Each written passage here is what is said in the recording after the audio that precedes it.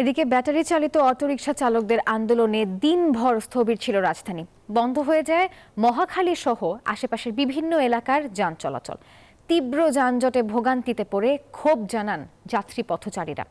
রাস্তা বন্ধ করে আন্দোলন না করার আহ্বান জানান সাধারণ মানুষ।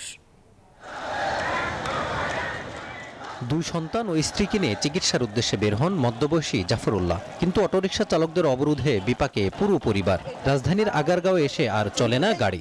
বাচ্চা নিয়ে তেজগাঁও যাবো, এখন হাইটে রওনা দিছি। যে ভোগান্তি, আসলে এই অটোরিকশাও ভোগান্তি। কি করবে, কোন দিকে কি হবে আমরা বলতে পারি না সাধারণ মানুষ যারা আছে। শুধু জাফরুল্লাহ নয়, অটোরিকশা চালকদের অবরোধে রাজধানীর বিভিন্ন জায়গায় চরম ভোগান্তিতে যাত্রাপথের যাত্রীরা। রাস্তা বন্ধ করে বিক্ষোভ করায় রাজধানীর বিভিন্ন সড়কে তীব্র যানজট। ঘন্টার পর ঘন্টা বন্ধ থাকে যান চলাচল। এখন তো অনেকক্ষণ ধরে মিছিল হইতেছে, আরো কতক্ষণ ধরে হবে ঠিক নাই। মানববন্ধন করতে পারে, আস্তে আস্তে সরকার মানবে, সরকার সাথে মোকাবিলা করবে। আমাদের ভোগান্তিতে তো লাভ নেই, আমরা সাধারণ মানুষ। কি করবো আমরা, কিছু করার তো নাই তো ভাইয়া। আমাদের তো চারা ছিল হাসপাতালে যাব, ডাক্তার দেখাবো, কিন্তু কখন গিয়ে যে পৌঁছাবো সেটা বলা যাচ্ছে না। নোয়াখালী টার্মিনাল থেকে এই পর্যন্ত আসতে 3 ঘন্টা লাগলো। তীব্র যানজটে আটকে থেকে ক্ষুব্ধ যাত্রীরা বলেন, রাস্তা বন্ধ করে আন্দোলন কোনো সমাধান নয়, অন্য উপায়ে আন্দোলনের তাগিদ তাদের।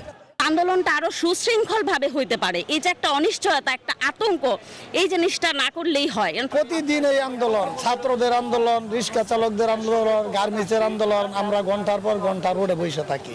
অটোরিকশা চালকদের অবরোধে সড়কের পাশাপাশি রেল চলাচলও ব্যাহত হয়। কমলাপুর সহ বিভিন্ন স্টেশনে চরম দুর্ভোগে রেল যাত্রীরা। আমরা নারী, শিশু, বৃদ্ধ সবাই আসলে খুব কষ্টের মানবতার সময় কাটাচ্ছি।